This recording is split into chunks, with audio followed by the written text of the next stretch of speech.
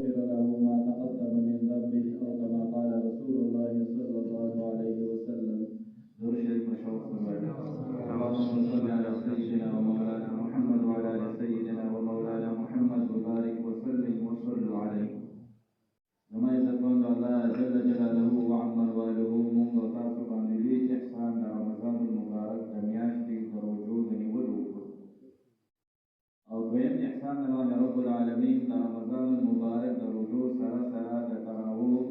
او بیا په تراویح کې قرآن مجید ختمول د ختم القرآن دا هم الله تبارک وتعالی موږ او تاسو ته توفیق راکړي.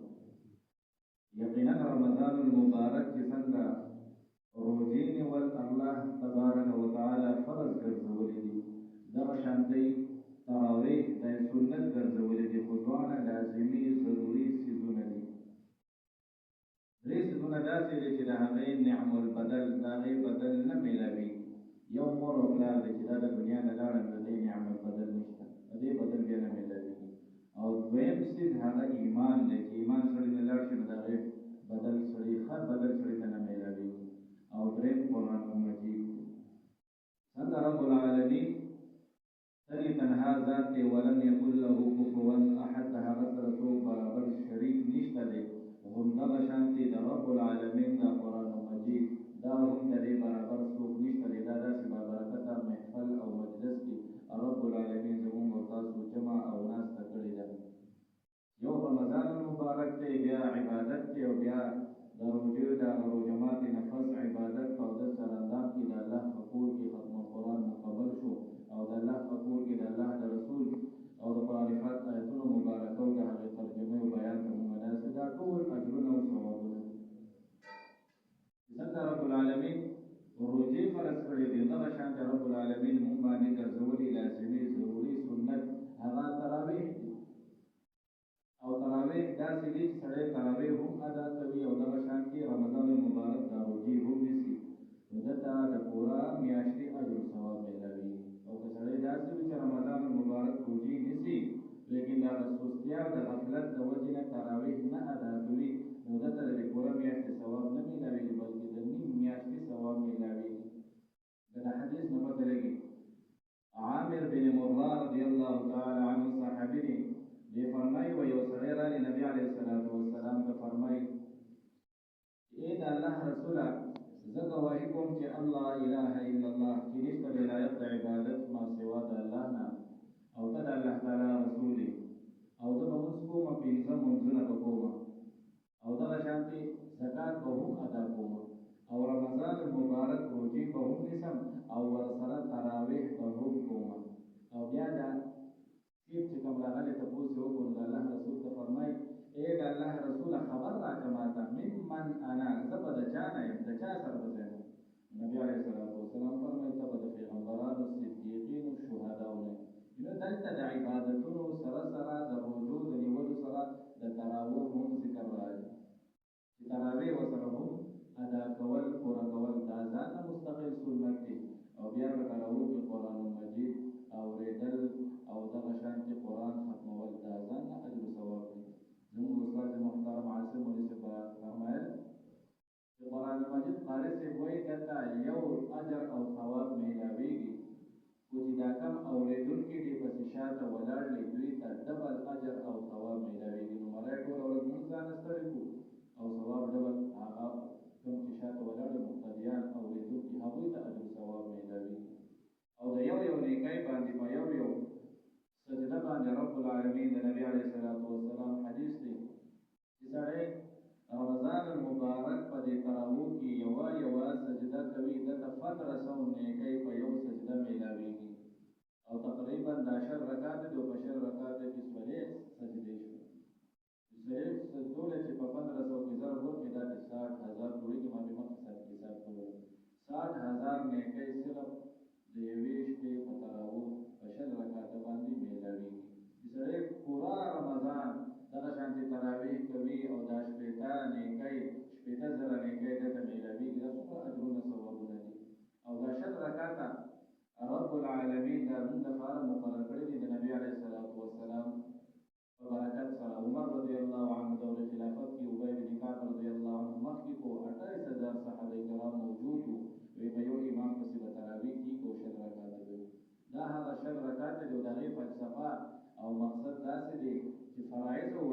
موږ راجمع کړو دا 100 رکعاته جوړېږي. سحر 2 رکعاته فرض لمونځ دی، ماسپښین 4 رکعاته فرض لمونځ دی، د مازدیګر 4 رکعاته دی، او د ماښام 3 رکعاته دی، او دغه شانتې ماسخوتن 4 رکعاته فرض لمونځ دی، او ورسره 3 رکعاته واجب دي. دا ټول جوړېږي 100 رکعاته.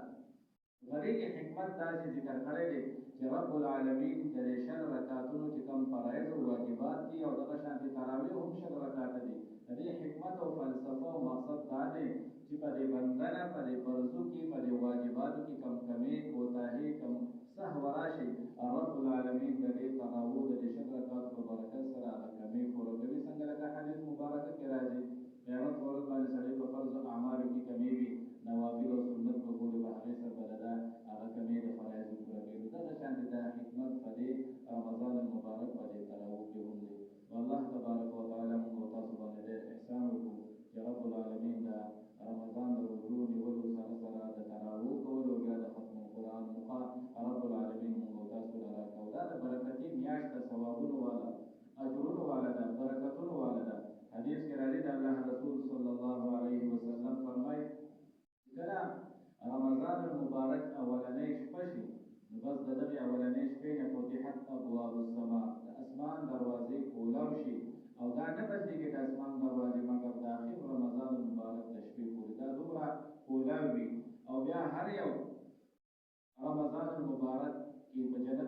جنت کې داسې دروازې دي چې د الله رسول فرمایي چې یو مشکات شریف کې حدیث دی چې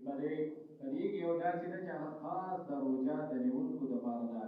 لا يدخله الا الصائمون، چې په هغې به څوک نه داخلېږي مګر روژهدار خلک چې کوم نارینه زنانه روژې نیسي. دا به په دغې رمضان المبارک په دې برکت د دې روژو په برکت سره په جنت کې د خاص دروازه د دوی دپاره ده، په هغې باندې به دا روژهدار خلک صائمین خلک جنت ته داخلېږي. نو رب العالمین موږ تاسو باندې ډېر احسان وکړو. یوازې دا تراویح دا ودرېدل دا ځان له اجر و ثواب دی، او بیا دغه شانتې موږ ذکر کړه په یوه سجده باندې 1500 نیکۍ میلاویږي، او په دې پوره رمضان المبارک کې په دې پوره شپه کې چې کومې تراویح کېږي رب العالمین د لپاره یو محل یو بنګله په جنت کې د لپاره مقرر کوي، د لپاره جوړوي، او د هغې د 80,000 نه سوا دروازې دي په دغې محل چې یو تراویح د شپې هغه ماسخوتن 100 رکعاته پوره کوو، نو په دې په برکت سره رب العالمین یو محل موږ له راکوي، او په دې باندې هر څه میلاویږي. او چې بیا سړی ودرېږي قرآن اوري دا سخته د خپې پړسېږي او درد کوي، او سړی بیا هم ولاړ د الله تبارک وتعالی د رضا او د خاطره نیغ ولاړ وي، بیا ځان له اجرونه ثوابونه دي. بیا سړی رکوع کوي، رکوع نه پس سړی سجدې ته ځي، او سجدې سره هغه مقام دی د الله رسول صلی الله علیه وسلم فرمایي چې بنده رب العالمین ته نږدې کېږي هغه د سجدو په برکت سره. دې کې دا سجدې دي، او بیا تحیات، بیا تشهد، دا ټولې څومره اجرونه ثوابونه دي، دا دومره ثوابونه دي چې دا سړی ځان سره لیکلی هم نه شي او شمارلی هم نه شي. او بیا یو حرف چې د الله رسول فرمایي من قرأ حرفا من کتاب الله، څوک چې قرآن مجید یو حرف ولولي د هغه دپاره نیکي ده، اول حسنة بعشر امثالها، یوه نیکي هغه په 10 باندې بیا میلاویږي. او بیا نبي علیه الصلاة والسلام فرمایي زه دا نه وایم چې الف لام میم یو حرف دی، الف ځان نه حرف دی، لام ځان نه حرف دی، او میم ځان نه حرف دی، نو په دې باندې 10 نیکۍ میلاویږي. او دا بعضې مفسرونو داسې هم لیکلي چې دا الف او لام او میم، الف ځان له 3 دی، الف دی، بیا لام دی، بیا فا ده. په دې الف کې ځان له 3 ټکي دي چې سړی بېل لیکي، لکه اول سړی قاعده راواخلي، یو کې الف نیغ لیکلی وي، یو هغه الف ملاس وي، هغه ملاس الف 3 ټکي جوړېږي، او لام هم د 3 ټکو نه جوړ دی، لام دی او یو سره الف دی یو میم دی، او میم هم د 3 ټکو نه جوړ دی چې میم ده او یا دی او بل میم دی. یعنې 90 نیکۍ په الف لام میم باندې مونږ ته میلاویږي، چې په دې حساب سره موږ واخلو دا هغه اجرونه ثوابونه دي چې دا د رب العالمین د حساب او د کتاب نه علاوه بل څوک دا نشي شمارلی. دومره اجرونه ثوابونه رب العالمین په دې رمضان المبارک کې د مسلمانانو لپاره مقرر کړي دي. د دې ټولو مقصد دا دی رب العالمین قرآن کې فرمایي چې تاسو ټول تقواداره شئ، پرهیزګاره شئ، د الله تعالی نه یریدونکي شئ، او د الله نه یریدل دا د ټولو نه بهترین څیز هم نقطه دی چې سړی په زړه کې د رب العالمین یره راشي، حقیقي یره د رب العالمین راشي. دلته حدیث کې راځي، بخاري شریف کې حدیث دی نبی علیه الصلاۃ والسلام فرمایي چې بني اسرائیل کې یو کس او هغه ټول ګناهونه کړي په مخ د ځمکې داسې یو ګناه نه و چې هغه پاتې کړی وي هره ګناه یې کړې وه او چې کله وفات کېږي د وفات نه مخکې بچو ته وصیت کوي چې بچو زه خو به وفات کېږم د وفات نه پس چې کله زما نه روح لاړ شي زما دا جسم دا جوسه دا مرده زما دا کوم جسم باړې چې ده دا به تاسو وسېځئ او د سېځلو نه پس به دا تاسو دوه حصې کوئ یو حصه به تاسو د اوبو ته واچوئ دا یره چې اوبه وي څه خبره ختمه شي او دا بله حصه ده یره چې ده دا په وچه باندې به ځای په ځای کوئ واچوئ دې لپاره چې لکه ته ته خو دا پته نه وه دا لکه به ده د جهالت والا کوله چې یاره زه به نیمه هغه په اوبو کې لاړ شم نیم په خاورو کې اخوا دېخوا شم یره به شم خبره به ختمه شم ده خو دا پته نه وه چې رب العالمین د دې په یو ځای کولو باندې دوباره بندي کولو باندې دوباره خلاصولو باندې رب العالمین قادر دی چې کله رب العالمین دا جسم چې هغه وفات شو دا هر څه وشو اوبو کې واچولو او دغه شانتې په هغه عام په وجه باندې ځای په ځای دا ایډې واچولې رب العالمین د ده جسم یو ځای په ژوندي په ودرولو چې دا دې ولې کړی بنده ورته وایي چې الله دا مې ستا د یېرې نه کړی وایي چې تا ته مخامخ شمه ما په هر قسمه ګناه کړی یو ګناه مې هم نشته ستا د یېرې د وجې نه مې دا کړی نبي علیه السلام فرمایل چې د دغې یېرې د وجې نه رب العالمین دغه سړي ته بخانه او مغفرت وکړو جنت ته دننه دا خصیص د رمضان المبارک اصل مقصد هم لا رب العالمین فرمایي لعلکم تتقون روژې دې لپاره فرض دي چې تاسو نیکان شئ تقوادار شئ پرهیزګار شئ بل معمول داسې دی موږ ټول د خیر سره پېشمني ته باسو لیکن بعضې به داسې چې هغه په عادت او معمول سره به روټین ریګولر به کوي د تهجد سهار لمونځ کوي او بعضې به داسې خانان دي چې هغه د سهار د تهجد دا لمونځ نه کوي بیا به کوي اوبه وښکاري پاسو خو ټول موږ د خیر سره مخ خلاصېږو ښه طریقه دا ده چې سړی د مخ لاس په ځای باندې چاراندام وکړي چاراندام وکړي نو یو خو دې وجود یخ شو خوب د نه وتښتېدو بل چې دې خوراک ته کېناستې دی د الله رسول فرمایي د پېشمني دا خوراک دا برکت والا خوراک دی برکتي خوراک دی او چې په اودس چاردام په حالت کې دا خوراک ته وکړي دا نور هم برکتي شو او چې روټۍ سړی وخوري نو کم از کم 10 منټه 15 منټه 2 منټه پاتې وي یا د اوبو والې شوي یا نیم والې شوي د ټولو چاراندام موجود وي او په کمره کې په کور کې هر ځای کې مسله موجود وي بیا نماز سړی هغه راوړي او 2 رکعته نفل وکړي د تهجد بیا خاص هم کنه میلوي نو الله به خوشحالېږي او دغه ټیم کې رب العالمین د خپل شان لایقه مطابق لاسونه مبارک هغه کولاو کړي وي دې دپاره چې د ورځې کوم ګناهګار دی چې هغوی ته زه بخانه وکړم او رب العالمین د دې مطابق اخر چې کله پېشمني دا ټیم ختم شي او سحر شروع شي رب العالمین بیا ځي دغه ټیم پورې رب العالمین روژو کې نه عام روټین ریګولر د کال سر هره ورځ هره شپه رب العالمین خپل شان لایقه مطابق اسماني دنیا ته بیت العزت بیت العظمت ته راکوزېږي او دغه سوال کوي دغه شانتې مونږ روژه ټوله ماتوو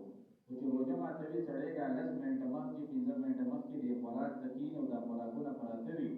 او سړی باندې خوله کې اوبه راځي خو نه خوري ولې الله حکم نه دی شوی الله منع کړی دی چې باندې شوی خوراک نه دی کول پکار دغه ټایم کې چې د دعا کې د الله رسول فرمایي للصائم فرحتان د روژهدار دپاره دوه خوشحالۍ یو خوشحالي هغه ټایم کې دی چې کوم د رب العالمین سره به دې ملاقات کوي او د رب العالمین ملاقات په جنت کې داسې دی نبی علیه السلام فرمایي چې جنتي او یا زره کاله تېر کړي په دې جنت کې چې کله د رب العالمین ملاقات وکړي دی وایي چې قسم دې ما په دې جنت کې سکون او مزه هېڅ وخت نه دی تېر کړی دغه ټایم او دوی د الله رسول فرمایي کوم ټایم چې دی روژه ماتې کې دا خوراک پروت دی دې ټایم کې دې دعا کې د دعا قبلې او دغه ټایم کې مونږ خبرې کوو مونږ ټول خبرې کوو دغه ټایم کې رب العالمین ستا دعاګانې قبلومه نو دغه ټایم کې چې دعا کوو دا هغه ترتیب د ژوند د ماحول د معمول مطابق دی چې موږ پرې عمل کوو برکت هم دی ثوابونه هم دی الله هم خوشحالي او دا هغه رمضان المبارک هره شپه رب العالمین اسماني دنیا ته راکوزېږي او دغه اعلان کوي هل من سائل تعطى آیا څوک شته سوال کوونکی چې ورکړم وله هل من مستغفر آیا څوک شته بخښنه غوښتونکی چې بخښنه ورته وکړم آیا څوک پریشان حاله شته چې د هغه پریشاني ختمه کړم آیا څوک مشکل شته چې مشکلات دي چې مشکلات ورته حل کړم دا رب العالمین اعلان کوي لکه څنګه چې اعلان وکړي پلانکې پیسې تقسیمي وراځئ هر سړی منډه وایي او چې کله سړی بل چا پسې لاړ شي ورټکي چې لکه پلانکې پیسې راکړه تا ته څوک نه ورکوي نو رب العالمین د شپې خپل شان لایقه مطابق دې بندګانو ته حواس کوي الله خوشحاله ور پکار دی او دا رمضان المبارک مبارک دا برکتي میاشت ده د خیرونو والا ده برکتونو والا ده خصوصا د قرآن مجید تلاوت پکې ډېر کول پکار دی زموږ څومره بزرګان تېر شوي دي هغوی ټول د قرآن مجید تلاوتونه به کوله امام شافعي رحمت الله علیه عام ورځو کې به چې کله د مکې نه تلو مدینې منورې ته خپل استاد امام مالک رحمت الله علیه نه به سبق ویلو نو په لاره شپاړس ورځو کې دی د مکې نه مدینې ته ورسېدو لیکن په دې شپاړس ورځو کې په سفر په حالت کې شپاړس ختمونه کړي هره ورځ به یو ختم کوله که په سفر کې څومره مشکلات وي د موټر موټرسایکل نه روغتان په هغه وخت کې هغوی به شپاړس ورځو کې شپاړس ختمونه کړي په خوله باندې یادېږي یا زمونږ دارالعلوم دیوبند محتمي مولانا قاسم نانوتوي رحمت الله علیه چې کله د حج په سفر باندې روان وو هغه به سمندرونو کې تله د لانجو په ذریعه باندې په هغه کښتۍ په ذریعه باندې او د رمضان راورسېد مبارک د څوک قرآن مجید قاري صاحب هره ورځ به یو سپاره یادوله او په تراویح کې به یې ویله په دې سره پوره قرآن هم یاد کړو خلکو ته یې ختموله یا زمونږ امام ابو حنیفه رحمت الله علیه زموږ د مسلک امام نعمان بن ثابت د هغه باره کې دا مشهوره ده چې هغه به شپېته یا یو شپېته ختمونه د قرآن مجید په رمضان المبارک کې کوله یو به یې د ورځې یو به یې د شپې یو د تراویح مطابق دا ختمونه کول یوازې دا نه چې هغوی وزګارو